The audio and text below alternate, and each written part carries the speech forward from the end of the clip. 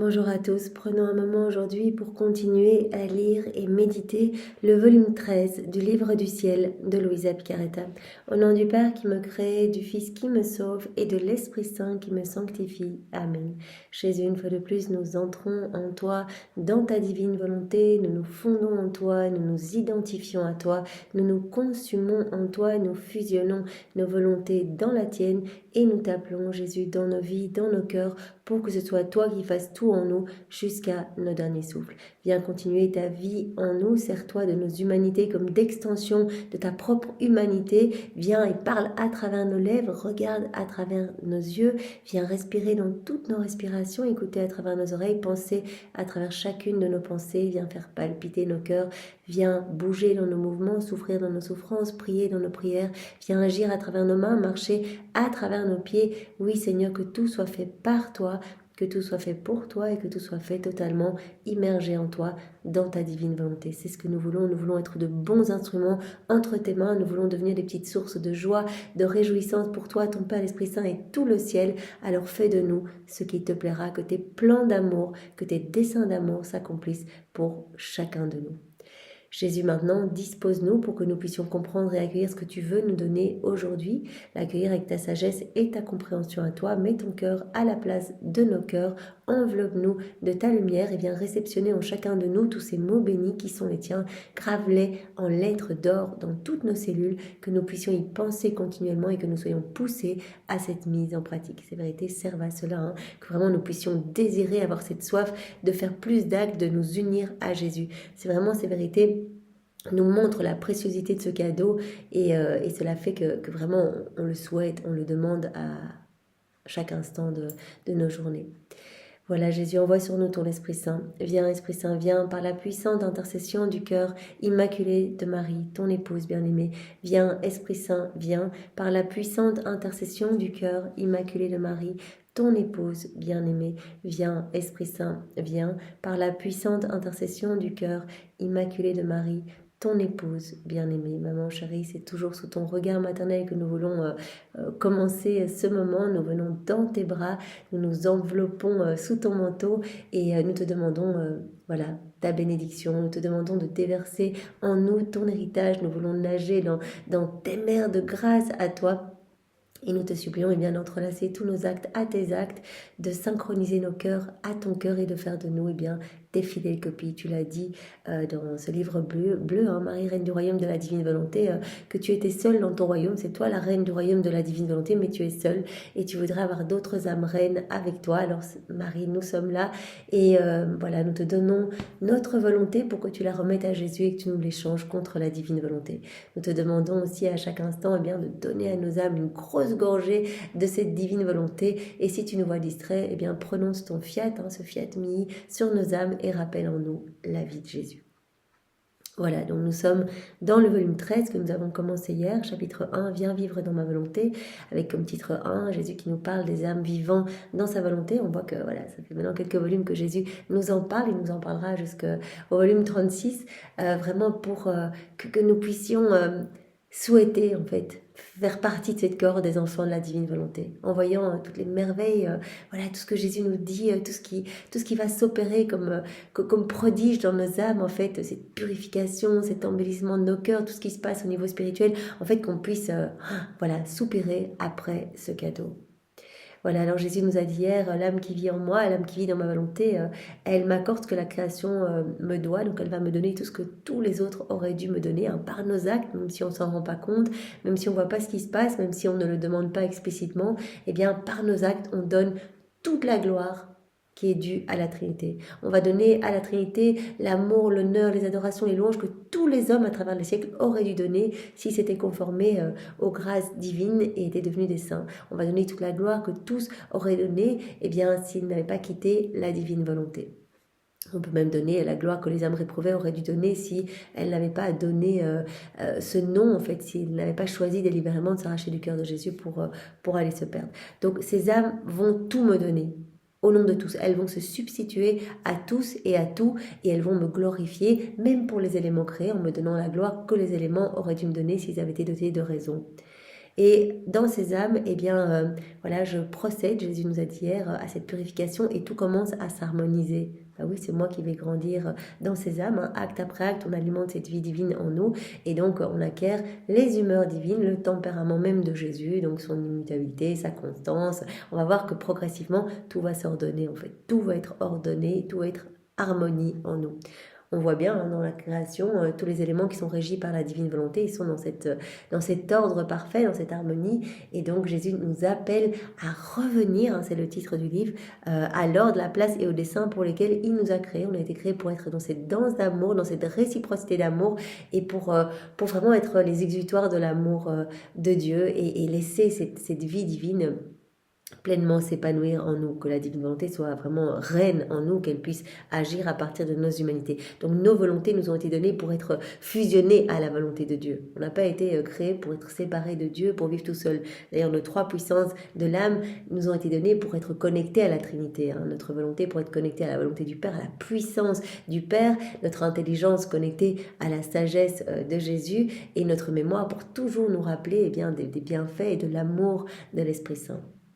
Voilà, alors Jésus nous a dit hier également que l'âme qui vivait en lui, dans sa volonté, elle lui donnait du repos, hein, parce que on le laisse libre en fait, on lui laisse le champ libre, on dit fiat, que ta volonté soit faite dans toutes les situations, qu'elles soient faciles ou difficiles, on accueille tout comme venant des mains de Dieu, et donc Jésus dit alors je suis complètement libre en fait. Je ne suis pas placée sur la croix, on ne me ligote pas, mes mains sont dégagées pour créer en vous, pour vous embellir, pour vous sanctifier, etc. Donc je me repose en fait dans les créations que j'opère en vous. À chaque acte que vous faites, je prononce mon fiat créateur et de nouvelles choses se créent et je me repose dans ces créations. Donc voilà, on lui donne l'autorisation de travailler nos cœurs et il peut se reposer dans ce qu'il a fait en nous. Jésus a dit aussi qu'il trouvait son repos parce qu'il trouvait sa vie divine en nous. Il dit, je ne te veux pas ciel, je ne te veux pas champ de fleurs, même si c'est magnifique, je ne te veux pas soleil, je veux pouvoir me reposer dans ma vie. Voilà, c'est ma vie que je recherche. Donc tu dois avoir ma vie en toi. L'âme qui vit dans la divine volonté, elle possède la divine volonté comme vie. Elle a cette vie divine en elle qui grandit acte après acte. Alors Jésus nous a dit aussi, l'âme qui vit dans ma volonté, elle vit dans les hauteurs, hein, elle n'est pas sujette à toutes les intempéries comme les plantes qui se trouvent voilà, au niveau de la terre. Elle se trouve dans les hauteurs, donc en fait tout ce qu'elle va faire, ça va avoir cette portée magnifique, ça va produire du bien pour toutes les âmes, des bienfaits pour toutes les âmes et pour tout le ciel aussi. Donc c'est vraiment, Jésus nous a invités à nous élever, en fait, acte après acte, à continuer notre envol et à nous greffer dans le soleil de sa volonté pour que nous devenions soleil, nous aussi, que nous devenions lumière, que toute cette lumière du soleil eh bien, rayonne de chacune de nos humanités et que cette lumière puisse éclipser toute la laideur du péché, les ténèbres, mettre en fuite les forces obscures, etc. Alors Jésus nous a dit aussi, l'âme qui vit dans ma volonté, elle est inséparable de moi, tout se réfléchit en elle et elle se réfléchit en tous les éléments créés. En fait, elle va faire vraiment partie de cette famille royale, elle va vivre dans cette unité du divin fiat avec les éléments créés hein, qui sont régis par la divine volonté, avec tous les saints, les bienheureux, en fait, tout le ciel. Les saints, ils sont dans la divine volonté, les anges, etc. C'est le langage du ciel, la divine volonté. Et du coup, eh bien, cette âme va se retrouver vraiment dans cette famille, entourée. Et donc, elle va se réfléchir partout, tout ce qu'on va faire, tout ce qu'on va dire dans la divine volonté, hop, tout va partir en écho partout où la divine volonté se trouve, c'est-à-dire partout. Et alors, tout va se réfléchir en elle. Jésus nous avait dit dans un autre passage que les éléments créés étaient comme les membres des âmes vivants dans la divine volonté. On est unis, les éléments nous reconnaissent. D'ailleurs, Louisa, dans un passage plus tard, je ne sais plus c'était où, voilà, elle avait dit à Jésus, mais si c'était le cas, je pourrais vraiment regarder le soleil sans être éblouie. Et Jésus avait dit, essaye. Première fois qu'elle était sortie dans le petit jardin.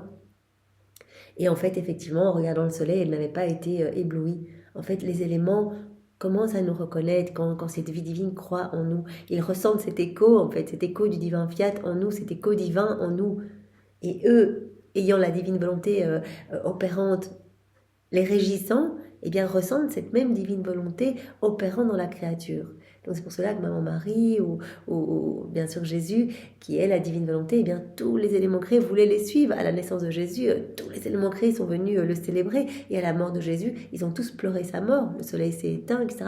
Et Maman Marie, depuis toute petite, eh bien les éléments voulaient la suivre. Jésus devait demander que les éléments se calment, sinon voilà, les petites fleurs, les oiseaux, etc. Tous étaient vraiment voilà, en train de reconnaître cette vie divine. Et c'est pour cela aussi que quand on vit dans nos volontés propres, eh bien les éléments créés se dressent contre nous. Ils ne nous reconnaissent plus en fait. Alors qu'on a été créés pour être les chefs-d'œuvre de la création, là on devient comme en dessous des éléments créés. En laissant notre volonté propre, voilà, tout régir en nous. Voilà. Alors Jésus nous a dit aussi, l'âme qui vit dans ma volonté, elle reçoit mes divines perfections, hein, en se greffant dans ce soleil, elle devient soleil, elle reçoit tous mes attributs divins, toutes mes qualités divines, elle devient mon image, elle devient mon reflet. Alors Jésus nous a donné aussi, pour terminer hier, cet exemple, l'âme vivante dans la divine volonté, comme cette machine, hein, comme un petit bateau se trouvant dans la mer de lumière de ma divine volonté, hein, donc la mer représente la divine volonté, l'âme, voilà, comme cette petite machine, et en fait l'âme doit se mettre en mouvement, et le moteur de cette machine, eh bien Jésus nous a dit, c'est ta volonté propre en fait que tu vas activer en fait en la fusionnant en fait dans ma divine volonté. Voilà, pour mettre cette machine en marche, tu dois te plonger dans ma divine volonté. Il faut vraiment ce petit saut dedans. Ça ne va pas se faire tout seul, ta machine ne va pas se mettre en route toute seule. Oui, tous les hommes de tous les temps vivent dans la divine volonté, dans le sens où la divine volonté régit tout, régit votre mouvement, votre aide, vos battements de cœur, etc. Mais pour l'âme qui vit réellement, qui en a conscience et qui nous glorifie par chacun de tes actes, il faut cette intention, c'est-à-dire voilà notre prière préalable et puis tous nos petits actes, ces actes continuels durant la journée. Appelez Jésus, appelez Jésus, appelez Jésus, je fusionne, je fusionne, je fusionne. Et voilà, et ça met en mouvement. Et donc ça crée des vagues qui amènent, voilà, ces giclements de lumière partout dans le ciel, qui réjouissent le ciel et la terre. Des grands bienfaits pour toutes les âmes. Jésus a dit, tous vont recevoir quelque chose, tous. Maintenant, en fonction de l'ouverture de cœur, la disponibilité, etc., ces grâces vont être accueillies ou bien vont glisser sur la paroi hermétique des cœurs. Donc on continue aujourd'hui avec le 8e point, l'âme qui vit dans ma volonté, elle est rejointe dans tout son être par la joie du ciel. Donc comme on l'avait dit hier, il n'y a pas réellement de tristesse, de doute, de préoccupation dans la divine volonté. Il n'y a pas ça, il n'y a pas la place pour ça. Dans la divine volonté, tout est joie. C'est la source de tous les biens, de tous les bonheurs célestes, etc. Donc si on vit réellement dans la divine volonté, on va connaître des souffrances, que Jésus va prolonger sa vie en nous, donc évidemment cela va arriver. Mais ce seront, comme Jésus l'a dit à Louisa, et d'ailleurs elle s'en était rendue compte, des souffrances mais sans chagrin, ou bien des douleurs mais sans amertume. Voilà, on ressent toujours en parallèle ces mers de joie, de force, de constance, etc. Et Jésus l'a dit lui-même, moi, j'ai vécu, voilà, puisque j'ai refait toutes vos vies, mais tout n'a été qu'une passion continuelle en moi. Ça, on l'a vu dans le volume précédent, hein, cette double passion extérieure et passion intérieure pour refaire toutes nos vies. Donc, il y avait des clous continuellement en lui, du feu, des flagellations, etc. Donc, il souffrait, même mon mari aussi, il n'était que souffrance, mais toujours accompagné de mers de joie, de beauté, de pureté, etc. Donc, l'âme qui vit dans la divine volonté, elle est rejointe dans tout son être par toutes les joies du ciel, en fait. Chacun de nos actes, en fait, il y a tous les saints qui viennent se déverser dans notre acte, tous les anges, même la Trinité se trouve dans chacun de nos actes. Nos actes sont complets, sont parfaits, sont remplis de cette puissance créatrice. On est rempli de toute cette joie céleste. Puisqu'on possède la divine volonté comme vie, on possède la fontaine même de tous les biens, la source même de toutes les joies. Donc dès qu'on est troublé, etc., c'est déjà un signe qu'on n'est plus trop dans la divine volonté. Voilà, dès qu'on ressent de l'énervement, de la tristesse, etc., c'est qu'on n'y est plus. Ou alors que Jésus autorise parfois certaines amertumes, mais toujours en nous donnant la force, etc., pour vraiment qu'on répare aussi. Parfois il autorise la froideur, etc., pour qu'on répare, ou pour nous donner l'opposé en nous plongeant dans la divine volonté. Voilà, parfois il l'autorise aussi pour qu'en nous y plongeant, en plongeant voilà, avec nos misères, nos faiblesses, il nous donne l'opposé, richesse, force, etc. Mais comme dit Jésus, dans la divine volonté, pour l'âme qui est immergée, qui est tout le temps en communion avec moi, elle est rejointe dans tout son être par toutes les joies du ciel. Voilà, on va lire ce passage. Donc c'est 13 août 1921. Donc on continue par rapport à hier, on est à la page 13. Je me sentais très déprimée et mon aimable Jésus, s'avançant vers moi, me dit « Prends courage, ma fille, je ne veux pas que tu sois inquiète. » Et Louisa, Jésus autorise tous ces états d'âme, bien qu'elle ressente, elle nous le dit après dans les volumes, elle dit « Mais je ressens cette amertume, mais sans tristesse, sans larmes, sans chagrin, etc. » Et on voit que ça avance avec les volumes. Au plus la divine volonté prend de la place en elle, au plus ce royaume se forme, au plus elle ressent vraiment cette force, quoi qu'il arrive, cette paix, quoi qu'il arrive. Et Jésus autorise en fait tous ces questionnements, ces doutes. C'est pas elle. Jésus autorise pour nous répondre à nous. Il sait que nous, on est super bornés, vraiment qu'on bute, qu'on se pose tout le temps les mêmes interrogations, etc. Donc c'est pour nous répondre à nous, en fait. Louisa, c'est notre chef de file. Et donc Jésus la travaille pour nous travailler, en fait. Lui répond pour nous répondre. Prends courage, ma fille, je ne veux pas que tu sois inquiète, parce que quiconque vit dans ma volonté est rejoint dans tout son être par la joie du ciel, par le bonheur des bienheureux, par la paix des saints. Voilà, on reçoit tout, les propriétaires de tout, la paix, la paix, le bonheur des saints, des bienheureux, la joie de toute la cour céleste, etc. Ma volonté est la substance de toute joie, la source de tout bonheur. La divine volonté, c'est la substance de toutes les joies possibles, de tous les bienfaits, de tous les bonheurs, de tous les biens. Celui qui vit dans ma volonté, même lorsqu'il est dans la peine, se sent à la fois plein de chagrin, mais aussi plein de joie. Plein de larmes, mais aussi plein de bonheur. Plein d'amertume et aussi plein de douceur. Voilà, on ressent en fait que cette force qui nous remplit n'est pas la nôtre en fait. On sent bien que Jésus nous donne sa patience, sa constance au milieu des épreuves. Donc malgré les préoccupations, les souffrances, etc., on ressent qu'il y a quelque chose qui nous aide à tenir debout et qui n'est pas de nous. On ressent cette joie en même temps, cette joie continuelle, d'être tant aimé, d'être toujours entouré de toute la cour céleste, de faire partie de cette famille, d'être bombardé de cette tendresse divine à chaque instant. Tout nous dit je t'aime, tout. Et donc ça c'est magnifique. On ne peut pas ressentir la peine profonde, etc. quand on se sent si aimé. Jésus a dit, mais j'aime chaque âme autant que toutes les autres réunies. Le bonheur est inséparable de ma volonté.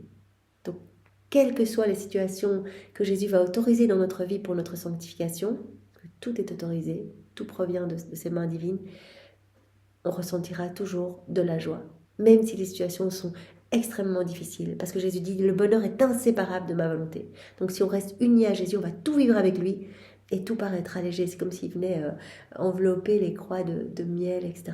Et puis on voit aussi un sens à la souffrance. Si on vit tous en Jésus, c'est juste affreux, la croix elle est hyper lourde. Mais si en fait on vit tout avec Jésus, on va faire comme lui.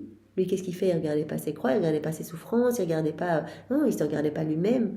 Il dit sinon j'en serais mort, c'est pas possible, je mourrais continuellement. Voilà, intérieurement, ma divinité imposait à mon humanité des morts et des souffrances continuelles. Je regardais le fruit de mes souffrances, toutes les âmes qui allaient être sauvées.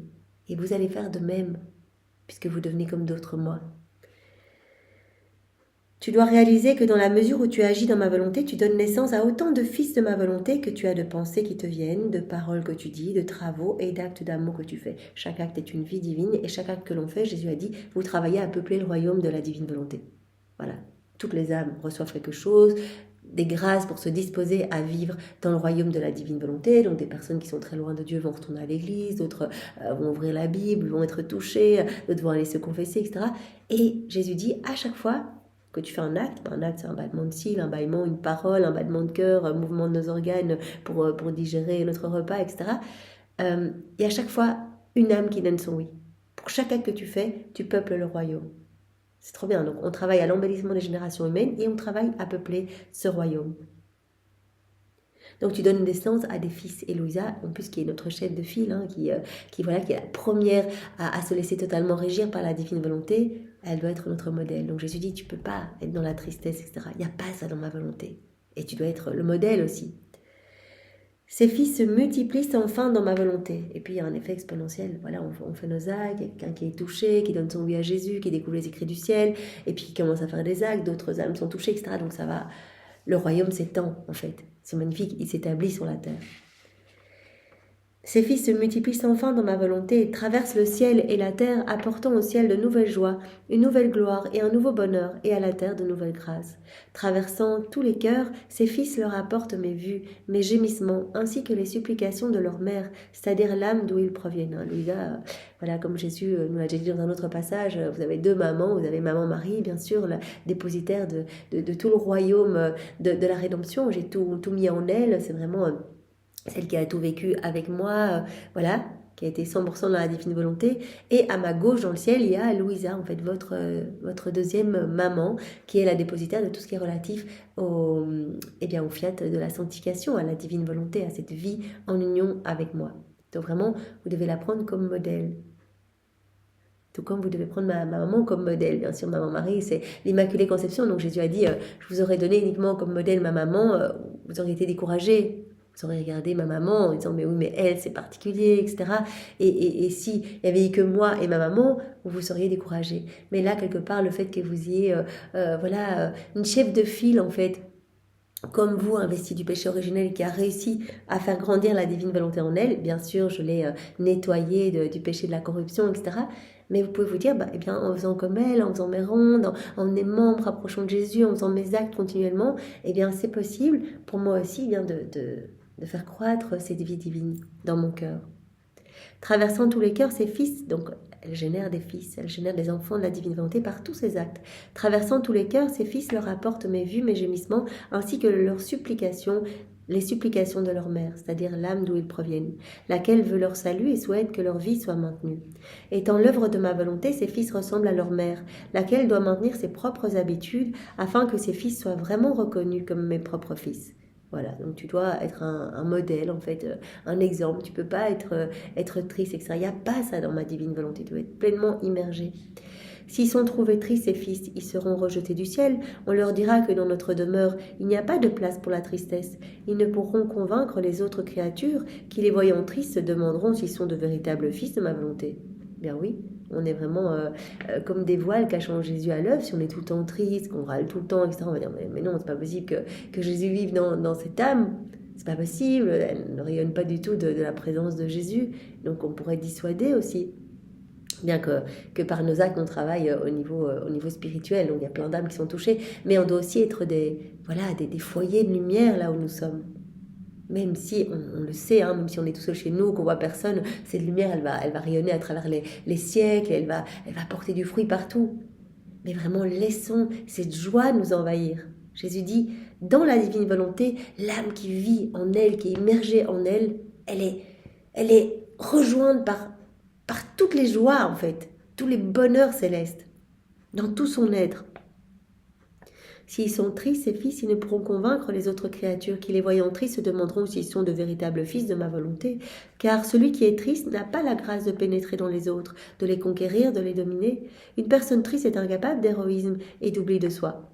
Donc Jésus vit en nous, on doit vraiment lui faire honneur et le laisser complètement faire, le laisser éclater sa joie à travers nos paroles. Jésus, c'est la joie véritable, c'est la paix, c'est l'ordre, c'est l'harmonie. Si on est complètement dans le chaos, etc., on n'y est pas en fait, on n'y est pas dans la divine volonté. On doit vraiment être abandonné et c'est Jésus qui va opérer cette purification et qui va rayonner à travers nous.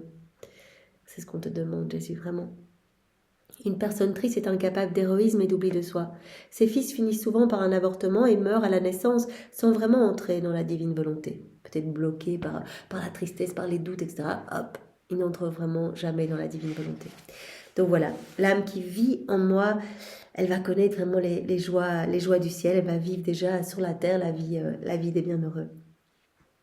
Elle est rejointe dans tout son être par les joies du ciel. Alors, point 9, l'âme qui vit en moi, elle est en sécurité, je m'occupe d'elle personnellement.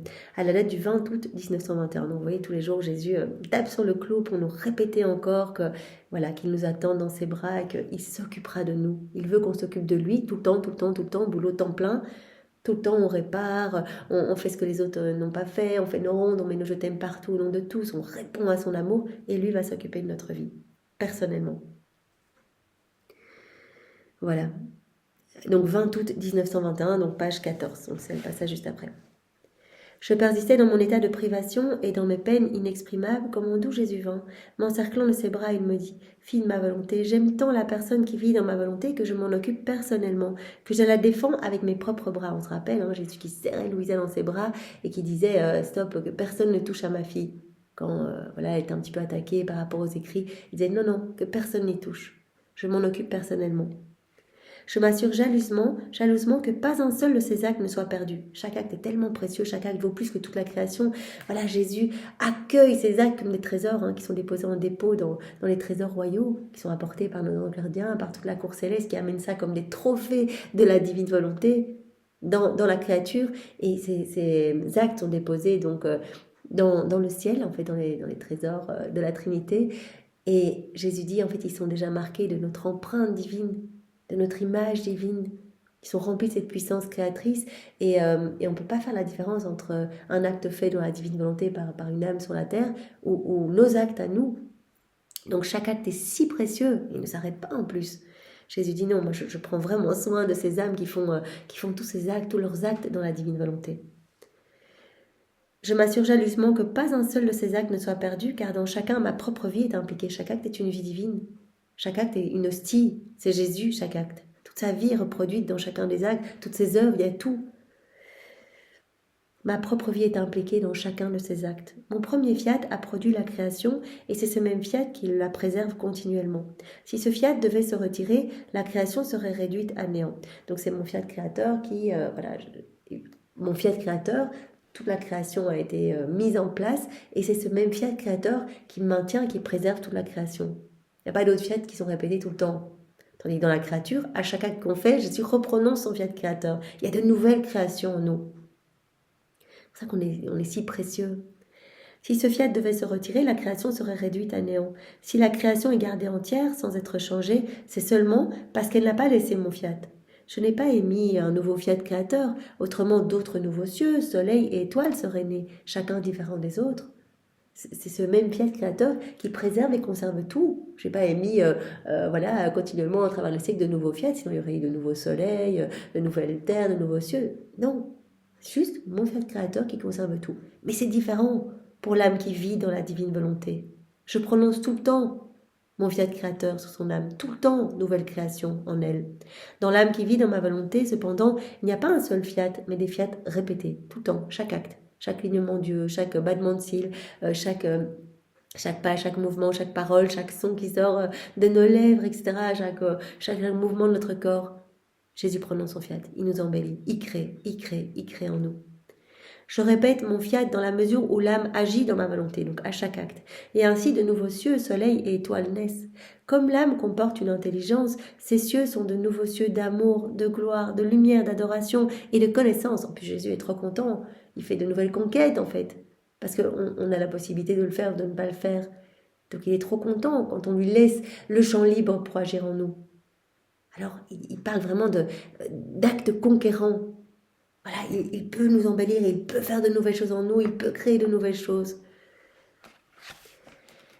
Comme l'âme comporte une intelligence, ces cieux sont de nouveaux cieux d'amour, de gloire, de lumière, d'adoration et de connaissance. Il crée une telle beauté multiforme que moi-même j'en suis ravie. Je suis émerveillée par tout ce qui est créé dans cette âme. Les saints, les anges et tout le ciel ne peuvent y détacher leur regard. Toute la cour céleste regarde, mais qu'est-ce qui va être créé maintenant? C'est incroyable, un nouvel acte. Ah, c'est de nouveau telle âme qui a fait un acte, elle est en train de manger dans la divine volonté, mais regardez tout ce qui se passe, tout ce qui est créé, c'est magnifique. Regardez ces nouvelles mers, ces nouvelles étoiles, ces nouvelles beautés, ces nouvelles fleurs en elles. Mais comme c'est beau! Les saints, les anges et tout le ciel ne peuvent y détacher leur regard, parce que pendant qu'ils regardent la variété de cieux que cette âme contient, d'autres nouveaux cieux naissent, chacun plus beau que les autres. Et voilà, les nouvelles créations se font continuellement. On est en train de cligner des yeux, hop, quelque chose de beau, ils sont tous subjugués, et puis hop, il y a de nouvelles choses qui se créent. Tout le temps, des nouveaux cieux, toujours nouveaux, toujours différents, chacun plus beau que les autres. Il voit le royaume céleste reproduit dans l'âme qui vit dans ma volonté. De nouvelles choses apparaissent sans fin. Comment pourrais-je ne pas surveiller cette âme et me montrer excessivement jaloux à son égard, si ses actes valent plus que la création elle-même? Ces actes valent plus que tout, c'est magnifique. Les cieux et le soleil sont sans intelligence, si bien qu'ils n'ont aucune valeur en eux-mêmes. Pour la personne qui vit dans ma volonté, comme elle a une intelligence, sa volonté opère dans la mienne. Elle choisit, comme ce petit moteur, on a vu hier, petit moteur de la machine, elle a choisi de se plonger dans ma volonté, donc c'est magnifique, elle me laisse le champ libre. Elle a choisi de me laisser le champ libre, et donc je peux librement créer en elle. Comme elle a une intelligence, sa volonté opère dans la mienne. La puissance de mon fiat lui sert de matière première pour faire naître de nouveaux cieux. La puissance de mon fiat, l'âme qui choisit de fusionner sa volonté dans celle de Dieu, et tous ses actes sont investis alors de cette puissance divine. La puissance de mon fiat lui sert de matière première pour faire naître de nouveaux cieux. Dans la mesure où l'âme agit dans ma volonté, elle a la jouissance de faire de nouvelles créations. Ces actes déploient la vie de ma volonté, révèlent les merveilles de ma volonté, de mon fiat renouvelé. Donc, Jésus nous dit, je continue mon œuvre de création dans cette âme. Donc je la tiens toujours en sécurité parce que cette âme est tellement belle, elle réjouit tout le ciel, voilà, tous les anges, toute la cour céleste, etc. Elle nous réjouit, elle nous ravit aussi, il y a tant de beauté en elle. Je garde cette âme en sécurité, je m'en occupe personnellement. Je protège chacun de ces actes, hein, ils sont entourés par une escorte d'anges. Ces actes déploient la vie de ma volonté. Chaque acte est une vie divine, révèle les merveilles de ma volonté, de mon fiat renouvelé. Comment pourrais-je ne pas aimer cette âme? Comment pourrais-je ne pas la surveiller, la garder? Mes yeux sont aimantés par cette âme. Mes bras sont aimantés par elle. On ne peut pas se détacher d'elle, c'est impossible. Et tout ce qu'elle fait, le Père voit Jésus en train de le faire en fait. On demande quelque chose, Jésus peut rien nous refuser, il entend ses propres prières. C'est trop beau. Alors on continue. Point 10. L'âme qui vit en moi, l'âme qui vit dans ma volonté, elle apaise la justice divine par ses actes. Donc comme elle va suppléer pour tout, pour tous, elle apaise la justice divine par ses actes. À la date du 25 août 1921, page 15, donc c'est le passage après. J'étais entièrement absorbée dans la divine volonté, comme mon Jésus me dit, fille de ma volonté, plus tu t'immerges dans ma volonté, plus la tienne s'affermit en moi. Plus tu vas faire tes actes, plus tu vas t'immerger dans ma volonté tout le temps, tout le temps, tout le temps, plus en fait, tu vas changer, mais tout naturellement en fait. Donc le bien, mes attributs divins vont devenir comme une seconde nature pour toi. Et cela va être de plus en plus facile pour toi de faire tes actes. Au début, on commence dans la divine volonté, c'est un petit peu difficile. On essaye de se donner des petits moyens, des moyens techniques pour faire nos actes. Après, mais comme c'est la vie de Jésus qui grandit en nous, il prend de plus en plus de place, on l'aime de plus en plus, ça devient de plus en plus naturel de lui dire qu'on l'aime, on voit son amour partout, nos sens se dégagent, on a envie d'y répondre, on a envie de faire plus de réparation, etc. Donc cela devient de plus en plus facile. Plus on en fait, plus la lumière grandit en nous, hein, vraiment c'est comme ce soleil qui grandit en nous, et donc cela va devenir de plus en plus évident de nous unir à Jésus, de l'appeler dans tous nos actes. Les actions faites dans ma volonté inondent tout. De la même manière que la lumière du soleil inonde la terre. Cependant, avec la répétition des actes faits dans ma volonté, la force du soleil s'accroît, et l'âme acquiert plus de lumière et de chaleur. Plus on fait d'actes, plus il y a de lumière dans notre cœur. Chaque acte est une vie divine qui alimente ce soleil en nous. Quand on dit dans notre prière préalable, voilà, je vais faire tous mes actes avec les tiens, je te donne toute ma journée, etc. Je fais passer tous mes actes par les mains de maman de Marie pour vraiment que tu les convertisses en lumière, que le soleil de la divine volonté se lève en moi, que mes actes ne fassent qu'un avec les tiens et que ma décision ne soit pas obscurcie par ma volonté propre, mon insouciance, ma négligence. Voilà, que son soleil se lève en moi. Voilà, par mes actes, que cette lumière puisse grandir en moi. Donc plus l'âme va faire des actes, plus elle va aimer. On sait que vraiment cette vie d'amour, cette vie de prière, cette vie de sainteté grandit en nous. On aime de plus en plus Jésus, et il nous attache de plus en plus avec des liens de filiation, des liens de lumière. Et cette vie de lumière grandit en nous. En fait, Jésus, il veut qu'on arrive à ce 4e niveau de vie dans la divine volonté, c'est-à-dire qu'on soit pur amour, pure lumière. Donc au plus on va faire des actes, au plus cette lumière va grandir en nous, plus il va y avoir de chaleur en nous. Au fur et à mesure que l'âme répète ses actes dans ma volonté, il y demeure attaché. Donc au fur et à mesure que l'âme répète ses actes dans ma volonté et y demeure attachée, cela fait couler sur la terre des ruisselets divins freinant le cours de la justice. Donc on devient de plus en plus lumière, on aime au nom de tous, on se substitue au nom de tous, on répare au nom de tous. Et donc en fait, ça calme la justice divine. La justice, elle se déploie, elle s'exerce quand il n'y a pas de retour d'amour. Quand l'amour de Dieu n'est pas accueilli facilement, quand les cœurs sont fermés, sont froids, etc. Quand il n'y a pas cette reconnaissance de cette paternité divine. Mais l'âme qui vit dans la divine volonté, elle va le faire au nom de tous. Elle va dire là, je t'aime, merci pour toute cette belle création, merci sur chaque élément créé, je te reconnais, je reconnais cette activité divine partout et je le fais au nom de tous mes frères et sœurs. Merci pour les substances que tu nous donnes à manger, merci pour la chaleur du feu, merci pour tout, merci.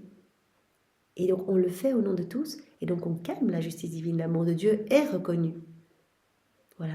Donc Jésus nous dit, à chaque acte que cette âme va faire dans la divine volonté, en répétant ses actes continuellement, elle va faire couler sur la terre des ruisselets divins, freinant le cours de la justice.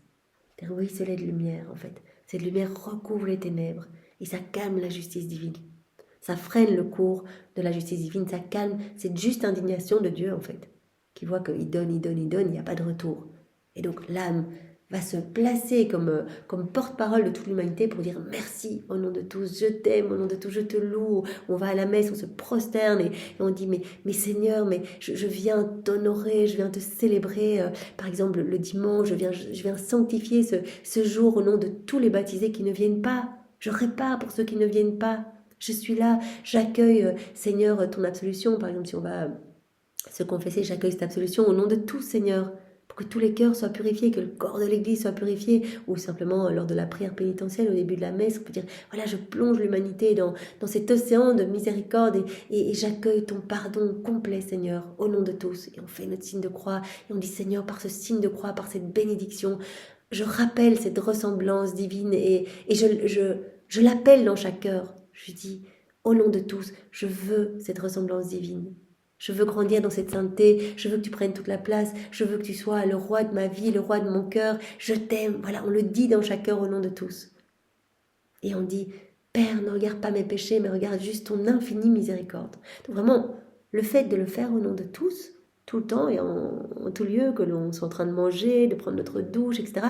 Voilà, qu'on glorifie Dieu parfaitement au nom de tous à chaque instant, on apaise la juste indignation. On freine le cours de la justice. Je lui dis, il y a tant de calamités sur la terre que c'est à en perdre le souffle. Jésus reprit, ah ma fille, ce n'est là rien du tout.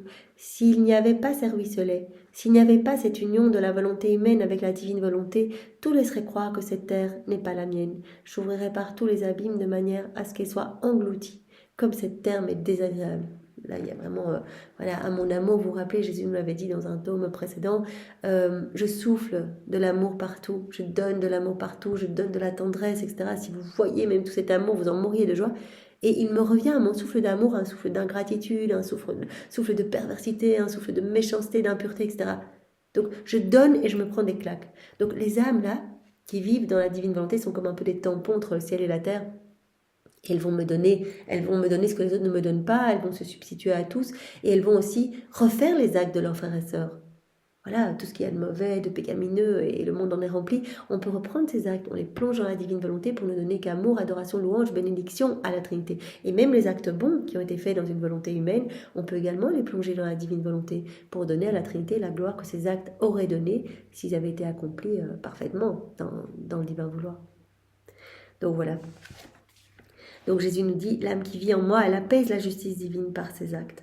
Alors encore un point, le point 11, l'âme qui vit en moi, l'âme qui vit dans ma volonté, elle est travaillée progressivement par mes mains divines. Ça Jésus nous le dit à travers tous les volumes, j'y vais progressivement. Je pourrais vous donner le don comme ça, mais je veux déjà que vous le désiriez. Et je vous purifie petit à petit. À chaque acte que vous faites, je retire quelque chose d'humain de votre cœur pour y placer quelque chose du ciel. Et ça, c'est pas du jour au lendemain. Donc, on va voir petit à petit notre personnalité changer, notre manière de réagir, ça va changer aussi. On va voir que cette constance qu'on n'avait peut-être pas avant, eh bien, on l'acquiert, c'est l'immutabilité de Jésus, etc. Il nous remplit de lui, petit à petit, acte après acte. On a cet acte croissant pour qu'à chaque union avec Jésus, cette vie divine grandisse en nous et qu'on devienne un peu plus lumière. Donc je travaille progressivement les âmes qui vivent dans ma volonté. Voilà, à la date du 2 septembre 1921. Donc c'est page 17. Je me plaignais à mon doux Jésus au sujet de ces écrits bénis qu'ils veulent distribuer. Je me sentais prête à me retirer de sa volonté.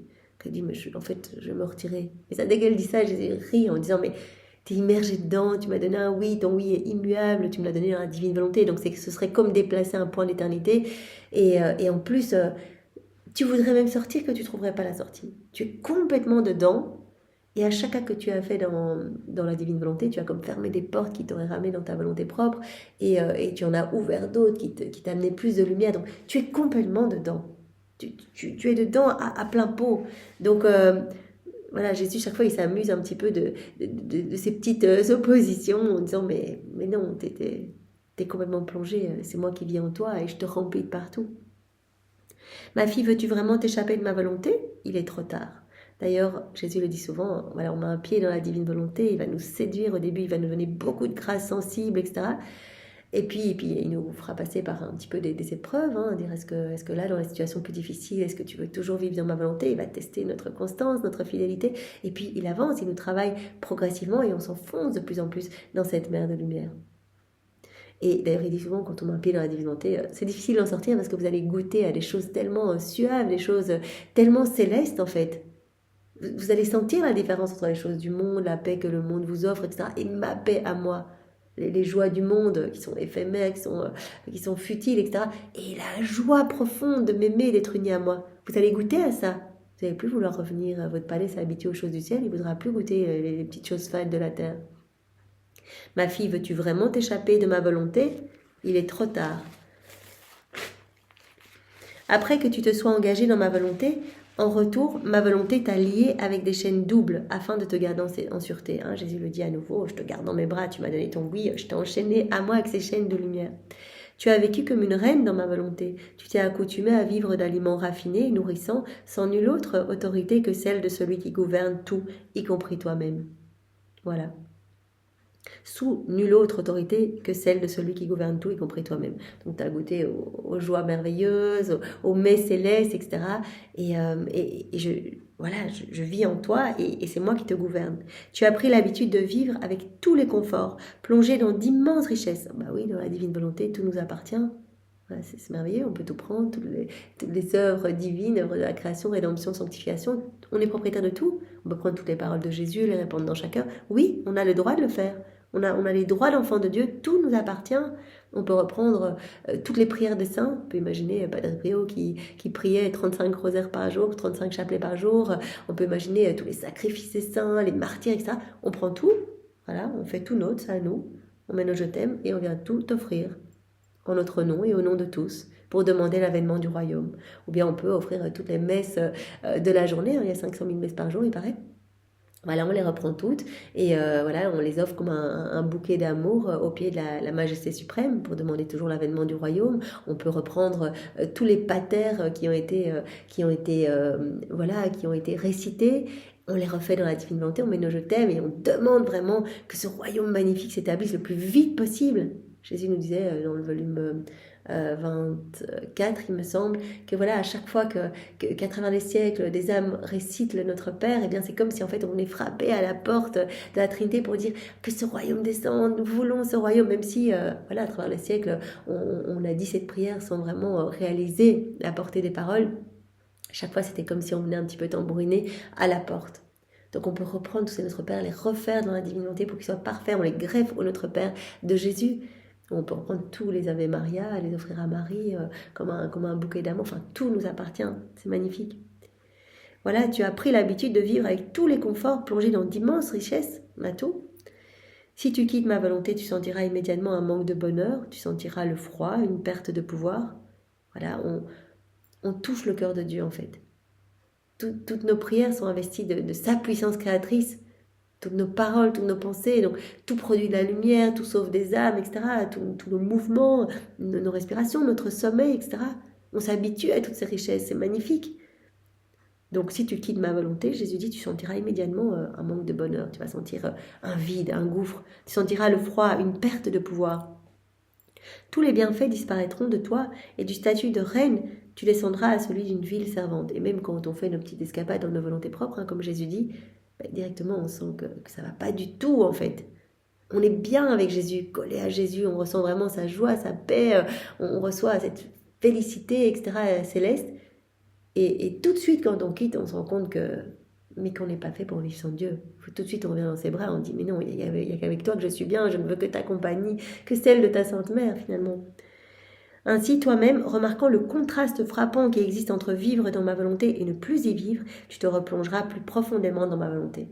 Voilà, essaye seulement de sortir et tu vas voir le contraste énorme. En plus, Jésus avait dit à Louisa, essaye seulement de sortir, tu vas voir le nombre de démons qui vont se jeter sur toi, comme ils détestent la divine volonté. Et bon, ils ne peuvent pas t'attaquer tant que tu es dans mes bras, tant que tu es dans cette mer de lumière. Mais sors seulement et tu verras, ça va être terrible.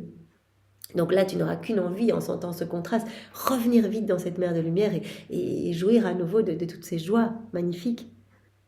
Et tu vas t'enfoncer alors encore plus profondément dans ma volonté.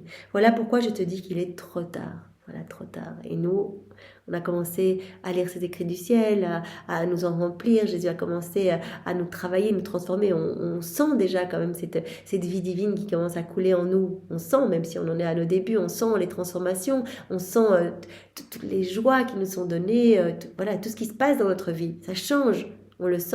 On ne veut plus retourner dans nos volontés propres. Jésus dit c'est trop tard. Voilà, on peut toujours le faire, mais c'est juste qu'on va ressentir ce contraste tellement effrayant qu'on voudra rester bien au chaud dans les bras de Jésus, dans les bras de notre Mère éternelle, la divine volonté. De plus, tu m'enlèverais une grande joie si tu quittais ma volonté. Tu dois réaliser que j'ai agi avec toi comme un roi qui sait prendre un ami très différent de lui-même quant au niveau social, mais dont l'amour pour cet ami est tel qu'il décide de le rendre semblable à lui. Voilà, Jésus a travaillé avec Louisa, a travaillé avec nous, comme un roi qui aimerait beaucoup un ami, mais d'une condition sociale vraiment moindre, et qui ferait tout pour essayer de le rendre semblable à lui. Mais le roi ne peut tout accomplir en même temps. Il réalise les choses peu à peu, il va travailler progressivement. Il ne peut pas tout accomplir du jour au lendemain pour son ami. D'abord, il commande des décorations pour embellir le palais. Donc, il dit à son ami, viens, tu vas vivre ici dans le palais. Je vais te faire vraiment, je vais décorer le palais pour toi, pour que tu te sentes bien, etc. Il crée ensuite pour son ami une petite armée. Il dit, voilà, tu vas diriger cette petite armée. Plus tard, il lui donne la moitié du royaume. Et ainsi, il peut dire, ce que je possède, tu le possèdes. Après, donc, il lui partage tout. Je suis roi et toi aussi tu es roi. Voilà, on partage tout maintenant, on se ressemble. Mais chaque fois que le roi lui offre un nouveau cadeau, il s'assure de sa fidélité. Comme avec nous, hein. Jésus nous travaille progressivement, mais chaque fois qu'il nous donne de nouvelles grâces, etc., qu'il fait grandir sa vie en nous, aussi il va nous tester, il va tester notre fidélité.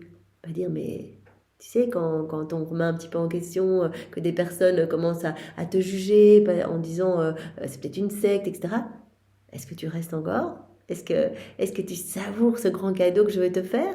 Est-ce que tu me demandes encore de te prêter ma volonté pour que j'agisse à travers toi? Est-ce que tu le fais dans les situations plus difficiles? Donc Jésus va aussi nous tester, hein, comme pour ce roi qui va aussi à chaque nouveau cadeau tester et s'assurer de la fidélité de son ami.